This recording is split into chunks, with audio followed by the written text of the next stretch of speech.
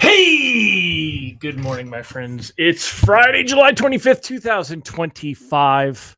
What the heck happened to July? July 25th. It's almost over. Second half of the year already begun, almost 1/6 of the way over. Crazy. Anyway, good morning, y'all. Thank you for joining me for your daily mortgage market update. My name is Hammer. This is the Rate Sensei Show. I don't know if that's going to catch on. I'm not feeling it, but that's our brand that I'm putting all the rate stuff through. So, anyway, today we're going to talk about South Park. I'm curious, how many of y'all watch South Park, and how many have watched the season 27, episode 1, Sermon from the Mount, I think it's called, episode, the one that just came out? Let me know in the comments. I'm curious if y'all have watched it. Also, we're going to talk about the Trump visiting the Fed building and if that has any effect on rates. We'll talk about that for a minute. And then also what next week has in store for rates. There's a lot more meat on the bone to talk about for next week. Next week's going to be a busy week, so I want to give you a preview on what's going on. We'll talk about locking, floating as we head into next week. Remember, you can join me live each and every weekday morning, 9:30 a.m. Eastern time. If you're here this morning, say good morning. Yasmin Martin, good morning. Angela Walters, great to see you. If you are here this morning, say good morning. If you're watching the replay, don't forget to give me a hashtag replay in the comments. Let me know that you were here. Don't forget to smash that like button, tag an LO friend, share this post in the group, all that good stuff. Also, your comments are the favorite part of my day. So make sure you do come on and tell me what's on your mind. We're going to have some fun discussion today. Remember, this is a safe zone. Nothing you say here is a bad thing, and I don't feel judged, and I certainly don't judge anyone else. So yeah, Yasmin, TGIF, I'm feeling it. Even though I was, the first part of the week I was on the motorcycle, I guess I don't love coming back to work.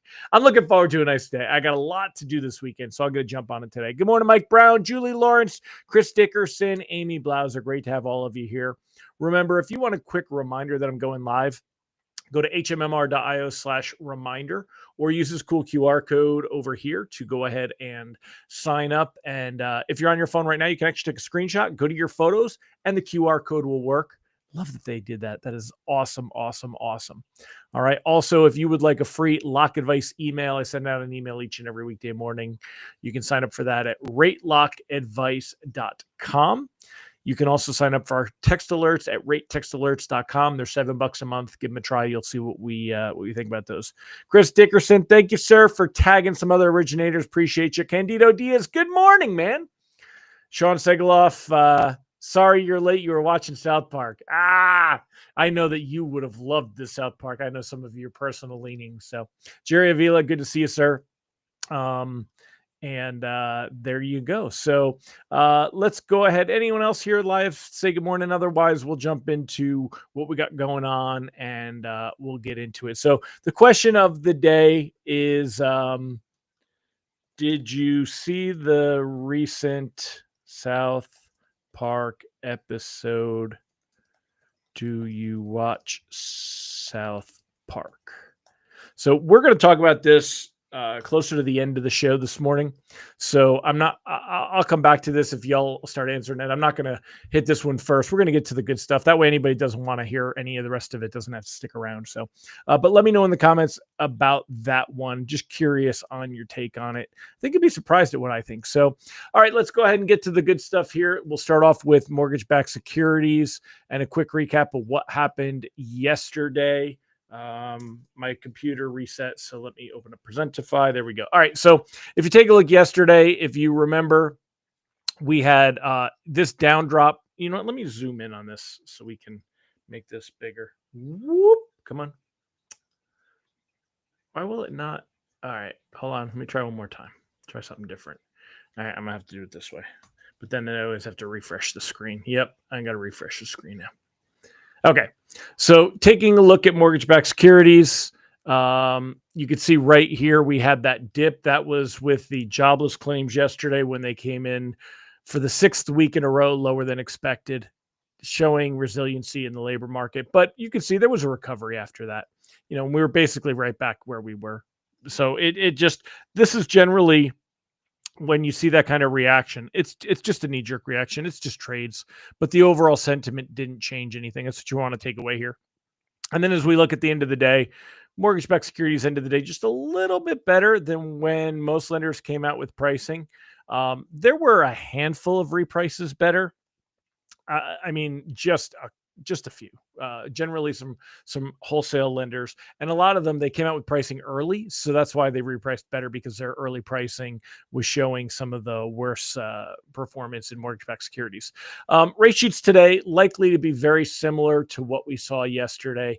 You may see the slightest smidge worse, but it's not going to be much at all. And what's crazy is we ended the week before 6.81 on 7/18, Friday 7/18. Today we'll probably be right back there at that 6.81. Again, you're not seeing much of a difference in rates. It's kind of what we expected for the week, and that's what we got for the week. Now, reprice risk on the day is low.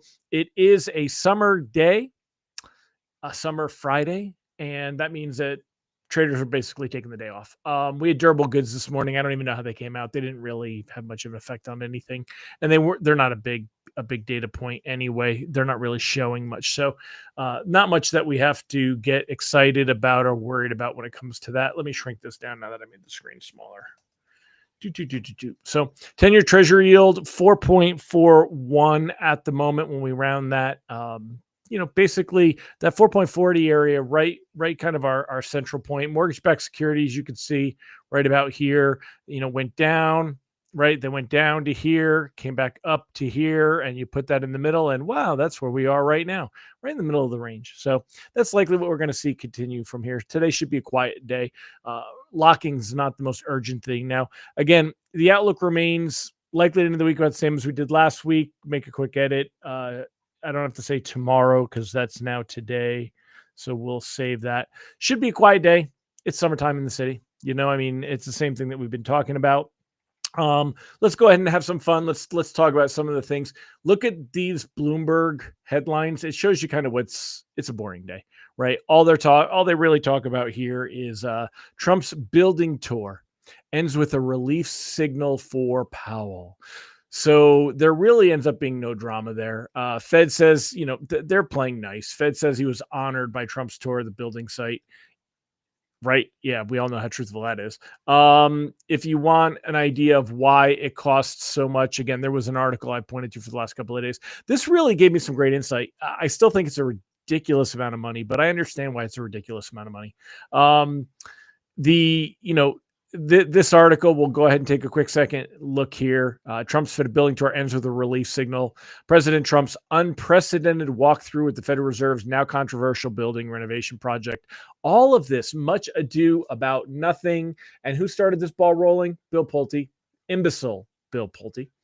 There's no tension with Powell, Trump said after the Thursday tour, which featured the two men publicly trading barbs over the cost of a project. The president's allies have used to blast the Fed chair's leadership. Yeah, that about drums it up. Need I mention imbecile Pulte? The president indicated the problems with the project probably weren't the reason to fire the central bank head. To do that is a big move, and I just don't think it's necessary. So this doesn't seem like a big deal, but it's good because it'll stop the speculation and the drama, and it kind of puts an end to that piece of it. Because there was some speculation that Trump would try to use fraud on the renovation to oust Powell, and there was never any real truth to that. Powell's not the general contractor. He's the Fed chair. So, fraud would be some serious, you'd have to do a lot. Fraud would be if they were saying it was 2.5 billion and Powell took $1 million of it. That's fraud. Otherwise, kind of hard to have fraud here. So anyway, that's what you got going on with that. Next week is, of course, the big week and what we've got going on. So next week we've got Fed meeting, we've got BLS labor data. Now remember though, I'm not going to pull up the screen and show you on the calendar, but So we've got the Fed meeting. This is the July Fed meeting. Next Fed meeting is September. But between the July meeting and the September meeting, we're going to have this BLS jobs data, but there's another one, the one on September 5th. All right. So we're going to have August 1st, right? We have jobs data next week, but it's the one on the 5th that's going to have more of an impact because it's right before the Fed meeting. We're also going to have CPI inflation data. I think it's on August 12th, but I'd have to double check. We've got those things coming up. Anything closing near term, I would like to float into the Fed meeting. I don't think the Fed meeting is going to help rates. I really don't. I don't think the Fed is going to give us any kind of dovish statement. I think they're going to say that they continue to wait to see if inflation shows up for the second half of the year. Now, I wanted to share is my man. You know what? Hold on. I'm going to your comments about that. So that Jerome Powell skit with the president was hilarious. He was so respectful despite the man dragging his character. Didn't watch South Park. Yeah. So the let's see. Nobody's really talking about the South Park thing. So did any of you watch South Park, or am I the only like 15-year-old in the crowd? So here's the deal. South Park was really, really going at Trump hard. Not things that I find funny, to be honest. I found the humor crude, and what I did like about it was that they weren't afraid to make fun of the president. And that's a big deal right now when you look at the Colbert thing and different things. So a lot of this stuff does matter because it influences the overall what's going on with markets and what's going on with companies and all these different things. So it's not a direct, correlation. I'm not going to go too deep on it, but South Park, like I said, I don't think it was necessarily even that funny. And I don't necessarily agree with attacking people the way that they did, but I do appreciate the fact that we did have somebody going after the president, and despite all of the constant lawsuits, right now Trump has a lot of lawsuits against he's going against Wall Street Journal. He did 60 Minutes and CBS and all the different things. So it was good to see that. As far as the other stuff that we were going to get on, so interesting Wall Street Journal article, and let's see, here you go. So interesting Wall Street Journal article here about Trump's tariffs are being picked up by corporate America. Neither consumers nor foreign countries are assuming much of the tariff burden, at least not yet. So this is definitely what I have been saying on how I see it as a corporate tax. And I think that eventually that, some of that will trickle down to the consumer, and it already is trickling down to the consumer. U.S. businesses are absorbing tariff costs, but some plan price hikes as inflation starts ticking up on some tariffed goods such as toys. Some foreign suppliers have trimmed some prices, but nowhere near the levels Trump promised when he said foreign countries would foot the bill. And that's what I said. There's some instances where like China has subsidized some of these, so they have actually absorbed and paid the tariffs. But most of the time, this is just a tax, y'all. I don't know why everyone gets so excited about it and thinks like this is like other countries. It's just a tax. It's another way to bring in revenue. It's how much of it hits consumer. Yes, a lot of companies, when you look at these, profits in the billions per quarter, they can afford it. But will they? Will they? These are the corporations that don't treat their employees well. There's no social conscience. They are totally for the shareholders. It's a big division between the haves and the have-nots.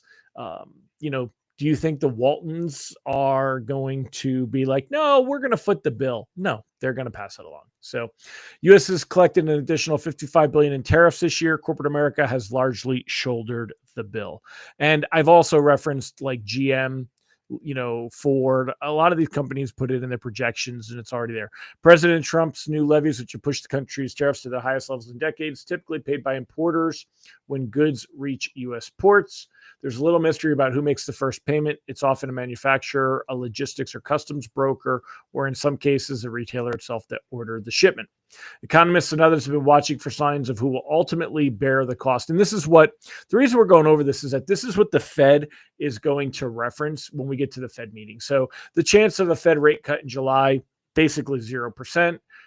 Markets are at 95%. Chances of a cut in September It's increased a little bit. It's up to 61%. If we compare that to where it's been the last, little bit, a week ago, it was 55. So it's up a little bit. There's a little bit more of a speculation that we'll be in a position to see a Fed rate cut in September. So again, we're going to get the jobs data after this next Fed meeting. So at the Fed meeting, I don't think there's going to be any inclination to say, hey, we're going to go ahead and start doing things. I think you're going to see a lot more of the same messaging we've gotten before, which is we're waiting to see how tariffs impact prices. We believe it's going to impact the second half of the year. Remember, we're not there yet. So you'll see the jobs data. Unless we get really, really weak jobs data, I don't think we're in a position that rates will go down that much from here. If rates do go down, you're basically looking at an eighth of a point in rate. I mean, that would be a lot for rates to go down. So we can cautiously float, but again, loans with time have less concern. Loans that are closing near term, if you're looking to lock just to wrap it up and and be done with it, there's nothing wrong with that. I mean, definitely don't be afraid to just lock it up and be done with it. So if it's closing the next couple weeks. But I would at least float into the Fed meeting. I don't think we're going to see rates lose much ground next week as we float into that Fed meeting. Let's take a look at what is on the calendar for, hold on, I got to make this bigger so that, there it is. Okay. All right. So let's check out the economic calendar. All right. So looking at the economic calendar for next week, we've got Monday, you've got the 2-year and 5-year auctions. Tuesday, we're going to have some home pricing data. You've got JOLTS. So Tuesday is JOLTS. That's going to be, some area, but it's not going to have a huge effect. Wednesday, we've got the actual Fed meeting in the afternoon. And then Thursday, we've got core PCE. So it actually comes out after the Fed meeting, not before the Fed meeting. So this is really going to get a minimal reaction because this data is going to be so old by the time we get to the next Fed meeting. It's not going to really, I don't think, get much play at all. And then we're going to see some reaction to the BLS jobs data. Now, again, you're going to see rates move next week. We're going to see some movement. So loans closing in the next couple of weeks have the most to lose or gain here. Loans that have time, 30 days from now, that are closing, new apps, I wouldn't worry about locking ahead of any of this. We're definitely going to see some give and take on this, but I don't think you have to worry about rates going up and staying up and moving it much from here. So, unless you want to they love the rate, they want to lock, they're risk averse, then you lock. But other than that, I don't think there's a lot of urgency to locking. I think we'll see things come back down. So, all right, my friends, I'm going to go ahead and wrap it up. Doesn't look like many of y'all either watch South Park or want to talk about it, and that's fine. So I'm going to wrap it up for the weekend. Let me know, what are y'all doing this weekend? I'm going to go work on the barn.